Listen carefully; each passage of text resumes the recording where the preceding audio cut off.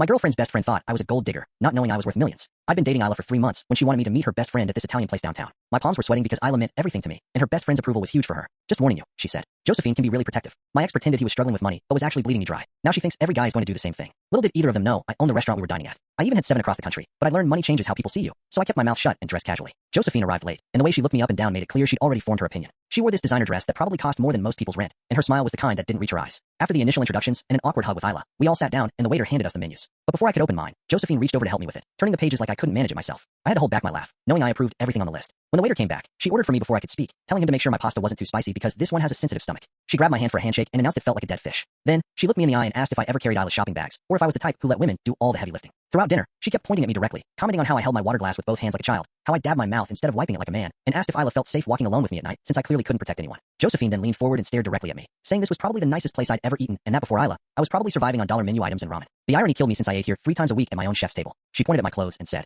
Isla must have bought you your one decent shirt, the one you obviously couldn't even be bothered to iron tonight. You literally wouldn't be sitting here without her, she said, pointing her fork at me. You probably think Olive Garden is fancy dining. Tell me, when's the last time you paid for anything yourself? Things got worse when she started comparing me to every successful man she knew, listing their achievements while staring at me with pity. She talked about her brother who's just made partner at 30, her ex who owned 3 companies, and Isla's other options who were waiting in the wings. She showed Isla dating profiles of doctors and lawyers who'd messaged her, suggesting they do a girls' night soon to explore possibilities. When Isla tried to change the subject, Josephine grabbed her hand and said loudly enough for me to hear, You're trauma bonding with someone beneath you because Brad hurt you. This isn't love, it's self-destruction. Josephine, please, Isla said, but was ignored again as Josephine attacked my upbringing. She shook her head at me with fake pity, saying my mother had failed to teach me how to be a provider, probably coddling me into thinking other women would baby me forever. My stomach churned when she asked if I still lived with mommy, and if that explained why I couldn't function as an adult. She said properly raised men would be embarrassed to let women pay, but here I sat, planning which bill to make Isla cover next. I bit down hard on my tongue, tasting metal. Isla finally escaped to the bathroom, and Josephine moved even closer, calculating on her phone how much I'd cost Isla over a lifetime. She shoved the screen in my face, her voice dripping with disgust, as she called me a leech who would drain Isla dry. Then the waiter approached, looking nervous, and whispered something in my ear about a problem in the kitchen. Without thinking, I responded, Tell Aiden to use the backup vendor list in my office and make sure he knows not to accept anything below our usual standard. As the waiter turned to leave, he asked, Will you be visiting the new location tomorrow, sir?